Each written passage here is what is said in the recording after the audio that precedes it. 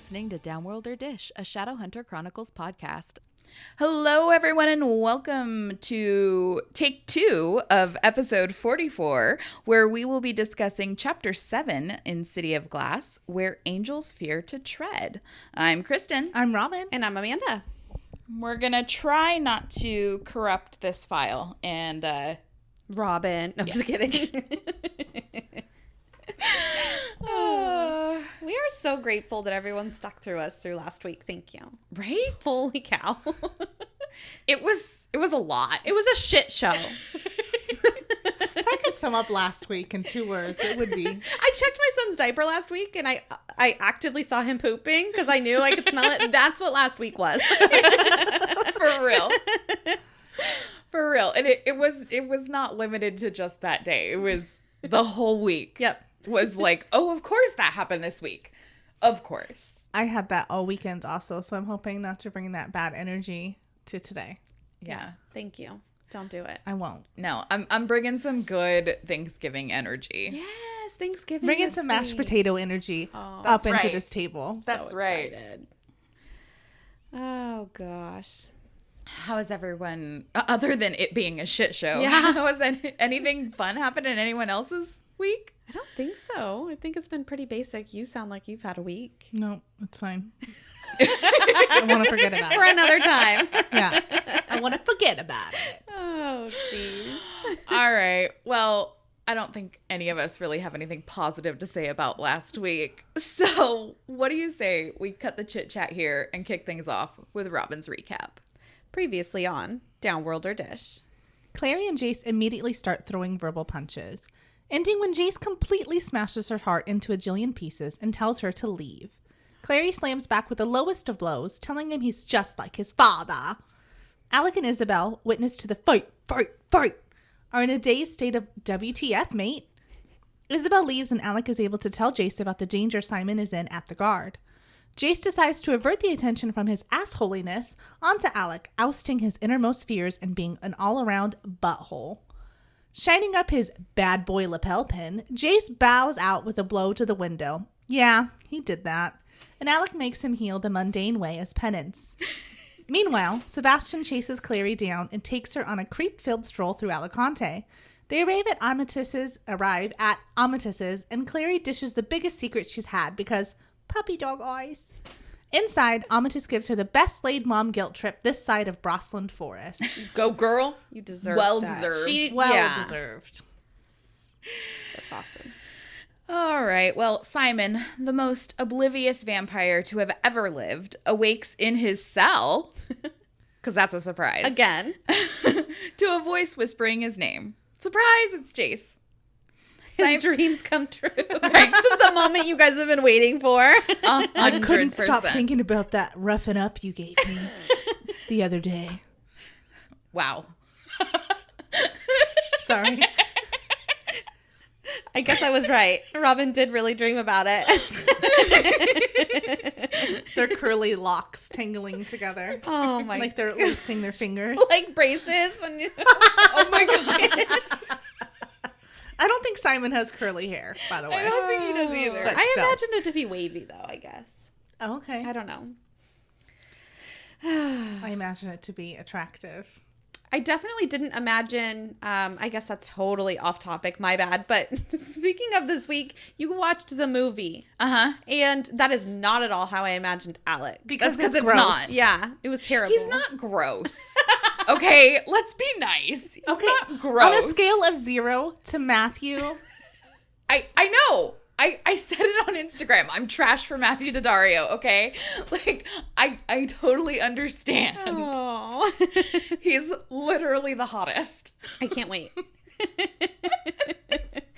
Anyway, sorry, that was totally off topic, but Oh yeah, it's my part. It's go time. So Simon accuses Jace of plotting with the Clave, and to be honest, I doubt he even believes it himself. Of course, Jace denies it, even going as far as to drop his bitchy facade so Simon knows he's sincere. oh, It's really sweet. We get some lovely Jamin banter. Jamin. I'm trying to make it happen. Which is always a highlight. The conversation goes, quote, I don't have a reason to lie to you. Not now. Jace's gaze remained steady. And quit baring your fangs at me. It's making me nervous. Good, said Simon. If you want to know why, it's because you smell like blood. It's my cologne. Oh, due recent injury. Jace raised his left hand. It was... Sorry. Jace raised his left hand. It was a glove of white bandages, stained across the knuckles where blood had seeped through. Simon frowned. I thought your kind didn't get injuries, not ones that lasted. I put it through a window, said Jace, and Alex making me heal like a mundane to teach me a lesson. There, I told you the truth. Impressed? Nice chair. One day we're going to get better chairs so we don't squeak, but today is not that day. And you know what? After this week, we're rolling with it. Yeah, and we don't deserve new chairs after this week. I'm sitting in a kitchen chair right now. This is your penance. Your butt must be sore. That sounded bad. That's not what I meant. I meant because the chair's uncomfortable. You meant the fatty tissue. Right. We'll be cursed. Your glutes. Right. We'll be cursed with the secretary spread. Oh. Never heard that before. That's great. It's when you get like a flat butt from sitting in a chair all day. That's my life. Yeah, me. Guilty. Same. Okay, really quickly. Do you think that Jace even, which I didn't think about it, so I'm sure he didn't, also because he's fictional, but do you think Jace thought about like going to see a vampire while he was actively bleeding? No, because it's Simon. It's Simon, yeah. And he's locked up, so we can't get to him anyway. That's a fair point. Maybe this will bring out the strength in him and break through the bars. Right? So Simon quickly gives Jace a rundown on what's been going on and Aldertree's accusations about Simon being an agent for Valentine. This is bad. Very bad. So a completely calm, reasonable, and thoughtful Jace decides the best course of action is to break Simon out of jail. What could go wrong? Simon pumps the brakes on Jace's treason train and clues him in on Aldertree's real plan to pin it all on the Lightwoods and clear the clave of any blame for the shit show Quizzy McGuire caused. If Simon... What? Just, yeah. Oh. She's about it. Mm-hmm. If Simon escapes, everyone will know Jason? That's my husband, sorry. Hey, boo. Shout out. No, blaming something on someone. That's what she was like, Jason. That's what you do when you have a husband. Yeah. There's someone to blame. If Simon escapes, everyone will know Jace had something to do with it, and it will look like the Lightwoods are really in V-Tang's back pocket. Reluctantly, they agree the best course of action is for Simon to stay in prison until they can think of a better way to undermine the Inquisitor without implicating the Lightwoods. There's just one thing. Simon needs blood to bolster his ability to fight the man. Okay, so, Amanda, we know that you have an eternal hate for Simon. But however, this action that he just took to decide on his own when given the opportunity to break out of jail to say, no, I'm going to stay because we need to make sure we protect the Lightwoods. I mean... Okay, so listen. I think that this is what the majority of people would do. I don't think this makes him special. Okay? He's 16 in prison. He hasn't been tortured yet, really. He hasn't really been without blood. He's only been starved and his hands burn every time he touches the but bar. He's used to that shit now. I mean, in the last couple months, he's experienced worse. But he's no rat. Yeah, exactly. So I just think... Except he literally was a rat. No, he already went through this is less than the ratting. And the moment. Call me back when you're a rat again, okay? Exactly. For a couple of weeks at least. No, I just think that at this point, he's just doing what I think anybody would really do. No, I'm not going to do that. But who knows how it would be if he really started to get... Hungry. Hangry. Yeah. So. I don't know. I think if you were a vampire, you couldn't control that. Like, I feel like, when you wolf out and you can't control the earth. When you guys both wolf out. Hulk out. Yeah. Yeah. You can't control it. I bet when you're, thirsty like a vampire, it just takes over you. Mm-hmm. Yeah. Like this I don't know what I'm trying to think. Natural instinct. Mm-hmm. It's like, I want to suck your blood. Your survival instinct kicks on, and you got to have blood to survive, so you're gonna go for it. What's gonna happen is he's gonna get so hungry that he's gonna kill Quizzy 2 times. That's right. And he's just gonna be like, or whoever comes in to take him out of the cell. Yeah. Yeah. That's a good point. Murder, death, That kill. would be scary. Do you think that they're nervous going in to get him out? Or do you think that he's just so filthy? They're just like, this is disgusting. I don't even want to do this. I think they're trained to kill demons and Downworlders, and so they're pretty confident in their abilities. That's a good point. To do so. Yeah. Yeah. All right. Well, that was not the answer I was expecting. He's not winning or yet. looking for. I give him some cred, but he's not there yet. So, meanwhile, back at Amatis's house, Clary's woken up by Sebastian throwing pebbles at her window. And seriously, did Cassie do an 80s movie marathon before writing these chapters? Like, because I'm getting some serious nostalgia vibes. Clary meets him at the door, and this cocky little SOB is all, you might want to go get dressed. You're going to spend the day with me. What the fuck? In the words of Cher Horowitz, as if. Seriously. No and she thanks. does it. That's what's worse. Well, she makes him tell her. She makes him tell her first before she goes Yeah. and gets changed. So, Sebastian, the little shit, has an ace up his sleeve. He knows where Ragnar fell is.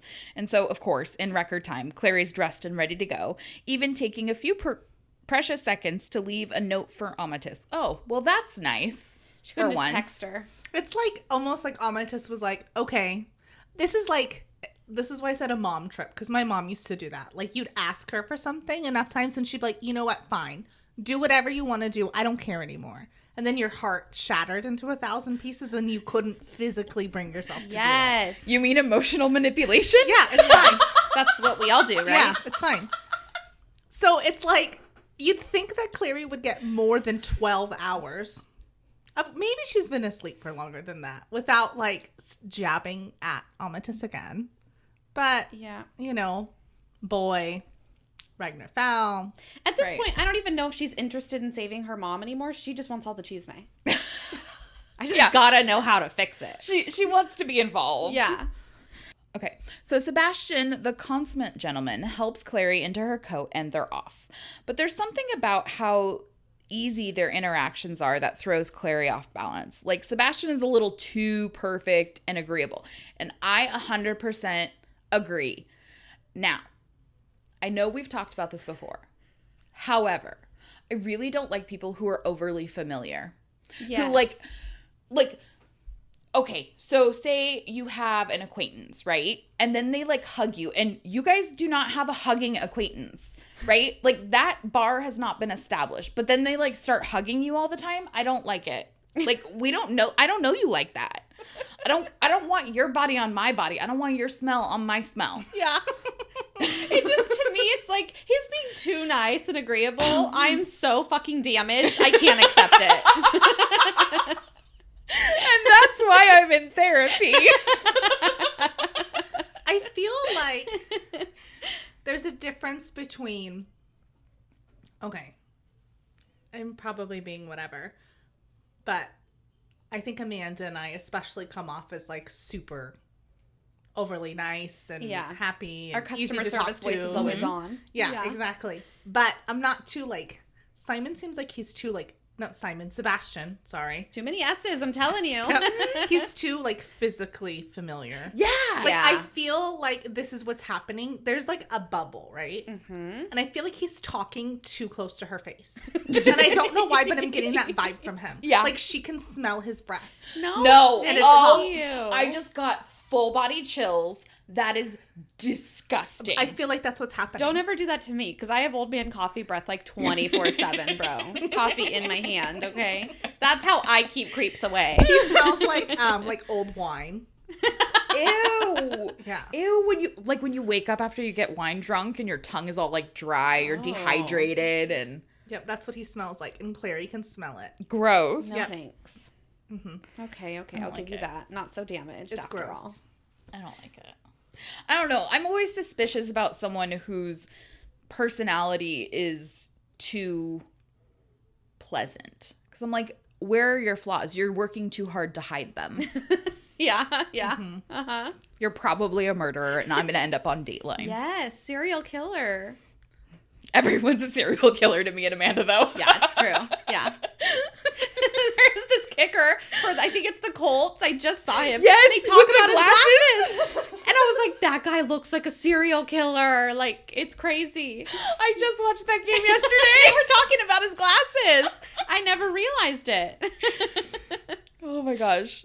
Okay, so Sebastian's starts being cagey, and he tells Clary that they're getting a ride from a friend, but he won't disclose more info, instead promising on the angel that his friend won't tell anyone what they're doing. Okay, no. Yeah, even me, who doesn't say no to anything, I'd be like, I think I'm going to pass. Yeah, This is creepy. I gotta go feed my cats. Yeah. I'm not going to an undisclosed secondary location with you. I'm sorry. Well, especially with no information either. Right. Like, yeah, that's very odd. No bueno. I think Robin would go because she's not saying anything. I don't know. Okay, me personally. You'd be like, ooh, he has a surprise. Personally, probably not. But if I was Clary, like, he's dangling the promise of Ragnar Fell in front of her face, and I'm sure she's not thinking of, like, no one knows where I'm going. How Right. am I going to get back? What if he tries to murder me and my cell phone doesn't work? Like, I don't think she's thinking of all those things. Yeah, and he's friends with people he she knows. He's friends with Isabel and Alec, and Yeah, like, okay, so I totally understand Yeah. that. Yeah. But I would have stopped walking and said, no, tell me who your friend is. I need to protect this information. Like, I'm not, Yes. I wouldn't have just, like, kept going along. I'd be like, no, you need to tell me so I Yeah. can decide for myself because I'm the one running the show, bucko. Well, that's a really good point because she's not just protecting herself; she's protecting her secrets that are going to hopefully save her mom and get her more cheese money. Right. right. Secrets, and we all know how good Clary is with secrets, but Sebastian already knows them, and he's a stranger, so stranger danger. But surprise, Sebastian's friend is a horse. Look. so. he Why thought it was couldn't you funny. just say it? It's not cute. It's not charming. It's creepy. Yeah. You weirdo. Our city girl Clary is a bit sketched out with the whole riding a horse thing, but Mr. Gentleman himself is all, don't worry, doll. You're going to be sitting on my lap. Because that's not weird at all. Why? If you're riding a horse with someone, you sit behind them. Unless you're a little kid, then you sit in front of them. Why is she sitting on his lap? I don't like it It's at all. uncomfortable. In fact, I talk about it too because that's how much I don't like it. Mm-hmm. So really quick, I just have to point out that when I originally started with this, I was listening to the audiobook. And then when we started preparing for the podcast, I reread the actual book. The whole time I'm listening to the audiobook, I thought the horse's name was Wayfair. Like, Wayfair, you got just what I need. No. Okay, guys? The horse's name is Wayfarer, which is hard to say. Okay? Just call him Wayboy. But BOI. Yes. Yeah. Oh, that's great. Okay, so Clary and Sebastian are on Wayfarer, and Sebastian is on the back. And like Kristen was saying, that's weird. Listen, I've only been on a horse, and that was like 25 years ago. Yeah, that was a long time ago. I remember it. Yep. They're giving me eyes. Anyway, it seems like it would be far more comfortable for someone that has never ridden a horse to be able to like hold on to the rider. Like a motorcycle. Exactly. Because And then you have a shirt that says, if you can read this, the bitch fell off. Even on a horse. they just have them in the stable like for you to throw on. Okay. When you put your hat on, you have to put it on like a to be able to vest. get. Yes, exactly. It's a cut. Okay, but I have another question. So it's your fault. When Sebastian, what is that? You spreading the love? I'm putting It's a my wave. negative energy out to you guys. Oh, gee, thanks. Anyone got a salt lamp? No idea what that is. You don't? I don't They sell them at Fred Meyer. Okay, Like, I they're feel very like I can maybe cheesy. picture it. Okay, they're cheesy. Okay, but when Sebastian comes out with the horse and everything, he's got this saddle that has the Verlac name on it and everything, and it's like, is it a double saddle? How do saddles work? I don't know. I've only ridden a horse like twice, and it was just enough Was it for my 25 butt. years ago? I think it was like 20. but it was enough for me to put my butt on it. Same. And I was 10, so, or 8 or something. Yeah, so. They're riding bareback. He just brought it out to, like, flex. Look at the saddle I have. Right. Now I'm going to put it back, and let's get right on the horse's back. Maybe that's why she's in front, so she can sit on The saddle? and he's bareback, because he's an expert rider. Like back in the Midwest, in the Old West. I feel like, but the way a saddle is, like, it would put you way too far back. That's good, so his crotch is protected from her. Right? They're not next to butts. Yeah, exactly. They would be, like, a lot farther apart. Yeah. Otherwise, she's, like, sitting on, like, the nubby thing. Well, it does sound like she's supposedly sitting, like, on his lap almost. So maybe he's on the saddle and she's farther forward and she's, like, on the horse's neck. Bro. Maybe it's a tandem horse, like a tandem bike. It's a horse with 6 legs because they need center support. It's actually a demon. It's not a horse. It's just been, what's that?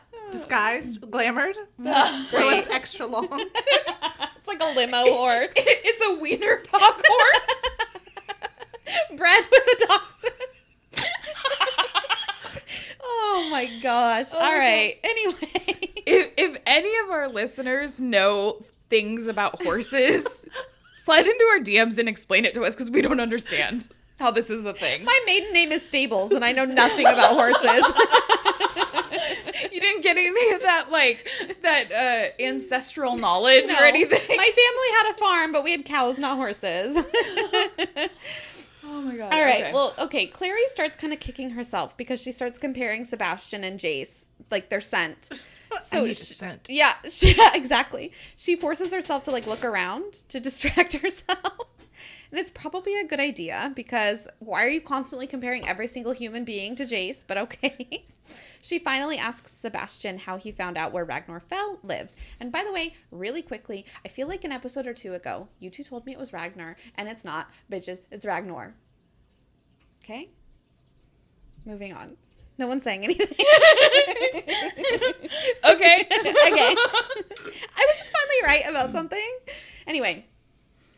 So she asks him how he found out where Ragnar Fell lives, and he says that his auntie has connections. Which is just, did he call his aunt? Like, how did he communicate that? Like, she's not there, right? Fire message. So, yeah. Anyway, so she asks him if he spends much time in Idris, and he tells her that he hasn't been there since he was a kid. But somehow he still knows where Amatis lives? A complete stranger to him? I don't know. Anyway, I guess if, I would remember how to navigate a city if I hadn't been there. Like, I wouldn't know, but... It's the same thing with Jace. Yeah. I'm like, Jace, you haven't lived there since you were 10. How do you... And you didn't even live in the city. How the fuck do you know where everything is? Yep. I guess it's just, like, in their blood. Like, when they're born, the map is, like, embedded in their brain. No, Valentine probably made Jace study a map of the city. That's true. And it was, he had to name everything. Oh, yeah. I feel like we talked about this. Yeah, Maybe in the episode that was deleted. Yeah, or maybe maybe. in a future episode. But we talked about it was like a social studies test where you had to, instead of write the capitals, you have to write the people that live there. But now that you say that, it makes me wonder, because they do have a curriculum for all the students, you know, whether they're going to school in, you know, with tutors and institutes or whatever.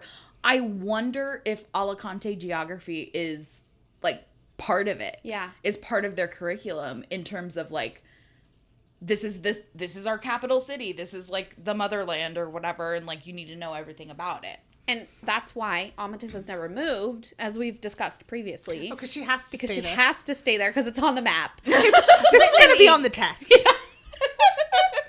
I wonder if, okay, this is probably too whatever. I bet they know how to use a compass on a map. Right. Oh. Like Shadowhunters. Yeah, probably. Yeah. Even in the point. age of Google Maps, they probably still know how to like navigate. For like survival skills and stuff? With a Z. Yes. Yeah. Awesome. Okay, well, Sebastian tells her that Ragnar isn't far away from the Wayland Manor.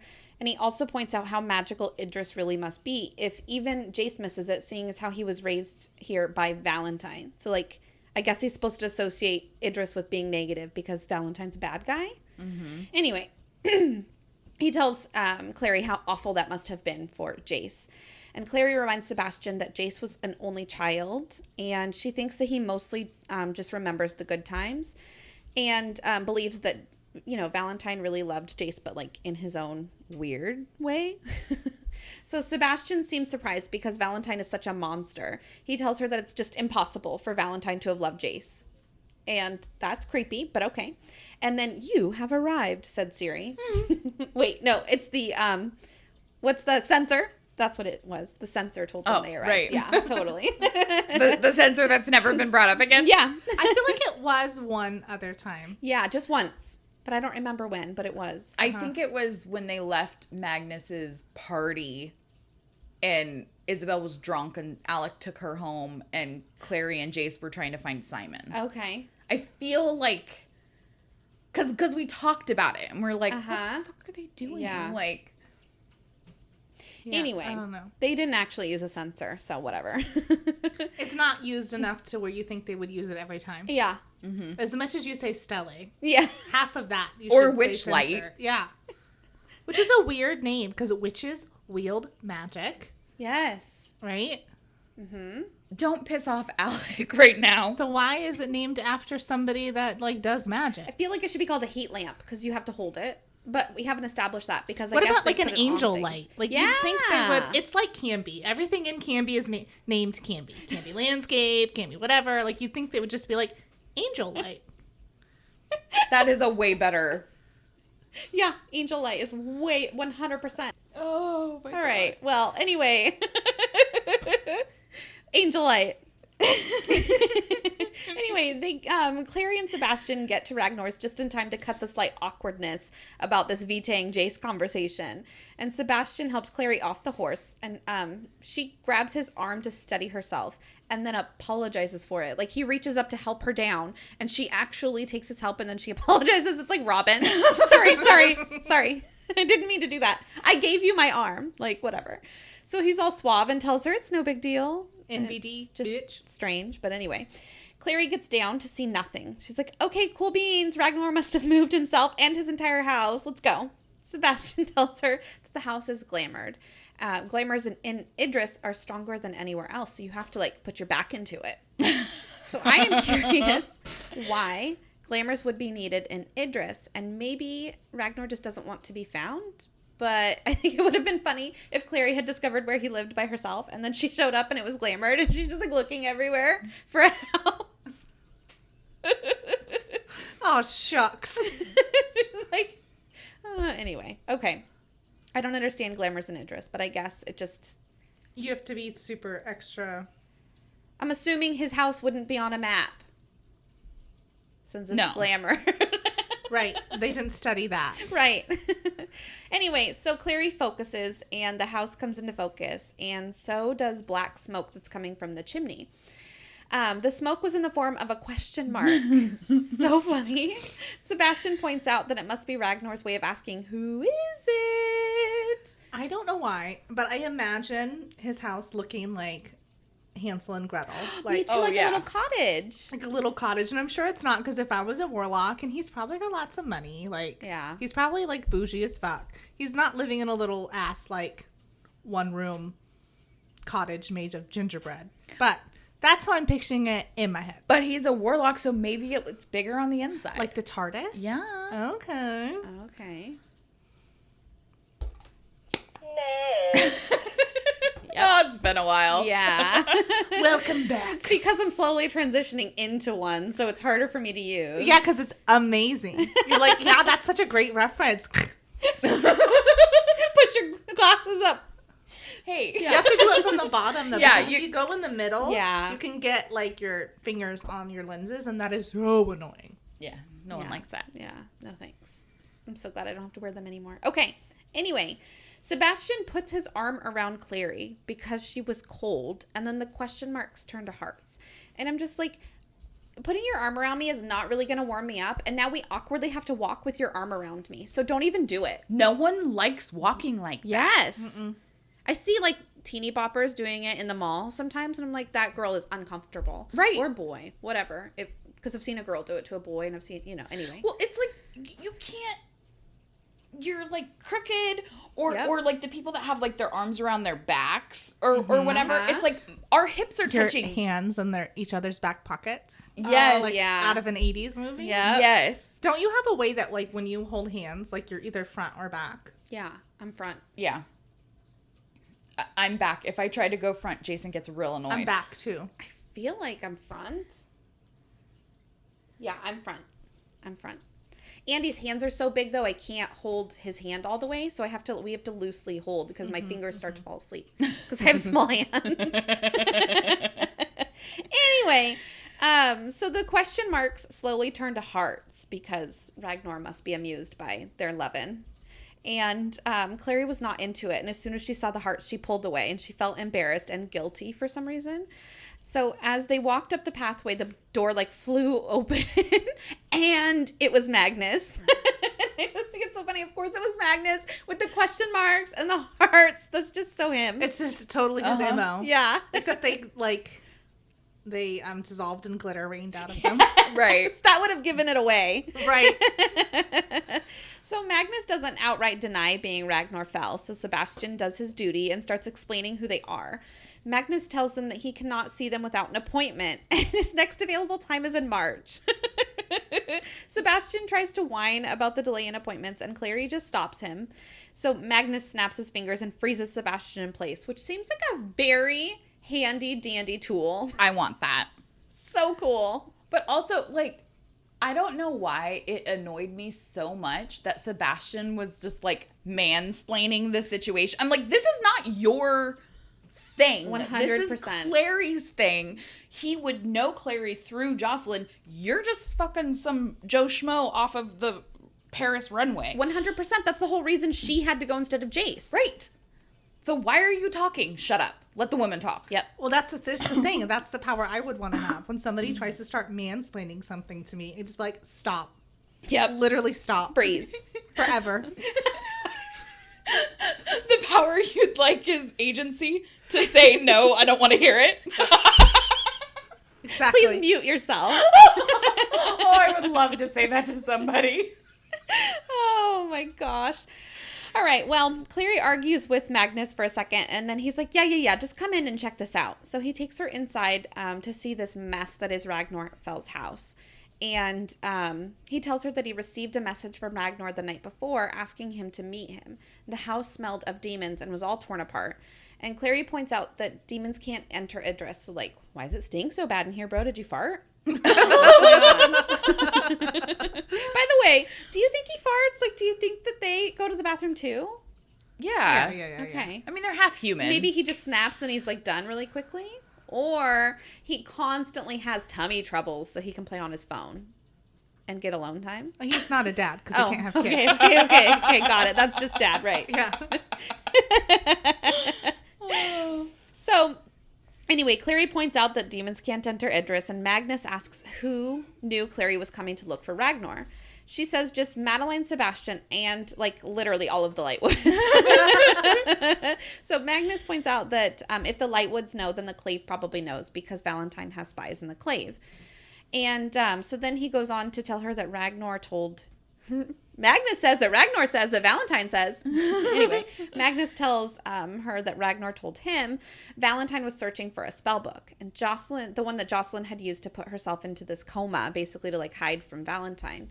So Ragnar had used some, like, special warlock language to communicate with Magnus. And so he flicks his hand, and then this message displays in the air. And it kind of reminds me of the beginning of Star Wars, how the words just kind of go up, you know, like we're just reading it on the wall like that. So Magnar. I mean, Yeah. I'm down with it. I'd ship it. Ragnar left this message when he knew he was dying to tell the warlock that found him exactly what happened. So basically, Valentine's peeps came to interrogate Ragnar for the location of the spell book. The book is called the Book of the White. And it holds the potion Jocelyn took as well as the recipe for the antidote. And it's explained exactly, I think, that way. So is there actually a potion inside of this? Like one of those... the sample perfumes you get. Pretty sure it's it's a recipe. Yeah, I'm pretty sure you're right, but that's what I imagined. I was like, here's the book, and there's a little cutout for your poison. Poison. Poison. Okay, so here's a new problem. Yeah, because we don't need any more of those, but whatever. Ragnar didn't have the book, and Ragnar advised Jocelyn to hide it somewhere safe, like in the library at Valentine's home. But I guess not really Valentine's home, because it was actually the Wayland Manor. Anyway, apparently it's hidden in another book, Simple Recipes for Housewives. And Magnus can't go there himself because Valentine had used misdirection wards on the manor. So confusing to have wards inside of a place with wards, but okay. Anyway. It reminds me of on Monsters University 2, where it's Terry, and he's like, misdirection. Yes. That's how they won. Yeah, exactly. That's right. Oh, so anyway, these wards keep Downworlders out. So I guess that's why you need a ward inside of a ward, because the first ones don't keep Downworlders out. No, they do, because they have to have permission. I'm confused. Anyway. Not for Idris, just for the city, and Ragnar does not live in the city. Okay. That makes sense. Okay. Do you think that, sorry, I'm going back to it, but I have to know. Mm-hmm. So Magnus is telling Clary that it's like this secret warlock communication, right? Mm-hmm. To do this. So do you think he's telling Clary a secret he shouldn't be? Oh, that there is a language? And that they can do that and stuff? Well, I mean, people know about demon languages, or but there's the fact warlock that it's languages. Like hidden, and how they do like hidden messages and stuff. No one's gonna be able to find it or read it. Right. If you don't have the magic, you're not gonna be able to get to it. So I guess it's kind of like a moot point. Like this is so far above. It's like a nuclear physicist explaining something to me. Like I'm never gonna use the information because I don't understand it. Cool. Yeah. All right. Well, Magnus tells Clary that the best person to go to get the book would be Jace, because he knows the manor well. Clary's like, oh, bummer. Jace won't help me. So Magnus disagrees, saying that he thinks that there isn't much Jace wouldn't do for her. It's so cute that someone else can see that too. Mm-hmm. So Clary's like, okay, perfect world here. I get the book. Then what? Magnus is like, oh, silly child, you bring it to me. Duh. I'll help your mother, dearest, by making the antidote. I just was a little sketched by that. It just felt a little like, go get me this book and bring it back, and yeah, whatever. I'll do your mom. Fix her up. So you think that he can't go get the book because he's saying he doesn't know where it is? Yeah, and he also can't because of wards. Right. But he could. Yeah, Clary's the best person. Mm-hmm. Clary. Yeah. Okay. So this really just worked out for everyone. Mm-hmm. It's almost like it was planned that way. Yes. Written in a story. Interesting. So Magnus and Clary go back outside, and they kind of talk about Sebastian. And he had reached out to Ragnar that morning. And so no wonder Sebastian was kind of thrown off that he was like, oh, my next appointment's in March, because he was like, dude, I called you this morning. We talked. So anyway, Magnus talks about how good looking Sebastian is, and and saying that Clary should leave him behind, if nothing more than just for a hat rack. Just something to look at. I like it. Clary's like, what about our boy Alec? And Magnus tells him Alec is upset with him or something, because Alec won't acknowledge their relationship. He sent Magnus a message recently and addressed it to Warlock Bane. Oh my god, that's so cringy. But ouchier, Magnus goes on to say that Alec is hung up on Jace, and that must be something that Clary can relate to. She tells him to shut up, and she asks her, he must ask her. I typoed here, but he must ask her to keep the book thing a secret. Mm-hmm. So Sebastian, he wakes him up, and then Claire's like, we should go. He just listens, which is crazy. Seems like he would be like, wait, we came here for a reason. And she's like, no, we need to get out of here. This guy is scary. Right. Convince him that she's afraid of him. Okay. So Sebastian apologizes to Clary for his flop of a plan while hoisting her back onto Wayboy. Yes. He then comments on how warlocks are capricious. And you feel me, right? You've met a warlock before, right? And Clary said that she had. His name is Magnus Bane. He's the High Warlock of Brooklyn. Sebastian asked if Magnus and Ragnar were similar, and she's like, LOL. Shockingly so. Clary tells him that it's all right. There was always a chance anyway that Ragnar wouldn't help her. And he's like, yeah, but he'd promised her aid, and now he's failed. But it's going to be okay because he's going to take her to sightsee. So that way, the day won't be a total bust. Dude. Told you you're spending the day with me. Yeah, we're not done yet. That's what it reminds me of anyway. I don't like it. Nope. So they ride further away from Alicante, passing a bunch of beautiful land with bougie-ass manor houses all sprinkled into the countryside. The road turned from gravel to dirt, and a short while later, Sebastian told her that they had arrived. Do your Siri advice? You have arrived. I don't know if that's Siri now that I'm thinking about it. I said advice, by the way. That's what I meant. So Clary looked around, and all she sees is the dilapidated remains of a burned house. All that's left is like a chimney and a sliver of wall with like a glassless window. And she's like, cool, I guess, but why did you bring me here? And Sebastian's like, oh, you don't know? This is where your parents lived, where your Broham was born. This is Fairchild Manor. Where your entire family was murdered. Yep.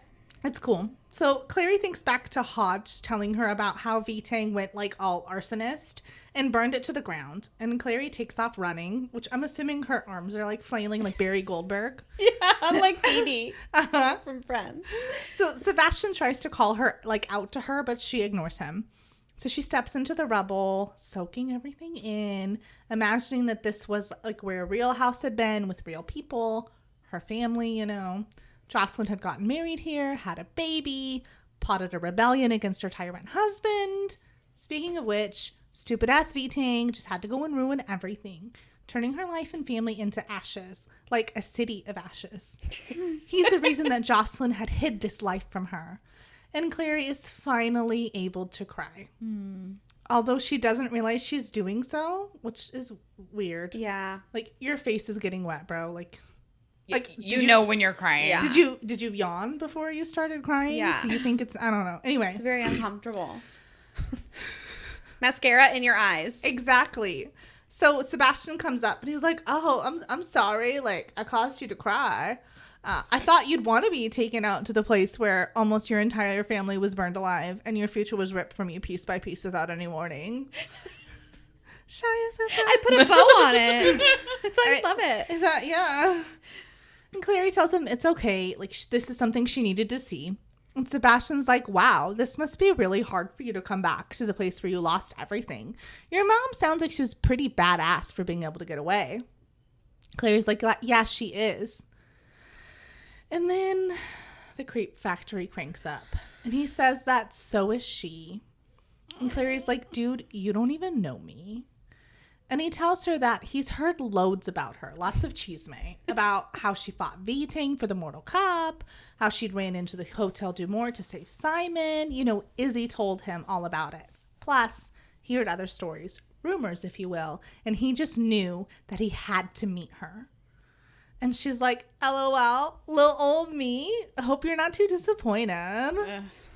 And he says, no, not at all. And then he lifts her face up, and before she can react, he leans down and kisses her. I don't know how you can not react. He's grabbing your face. You just go, nope.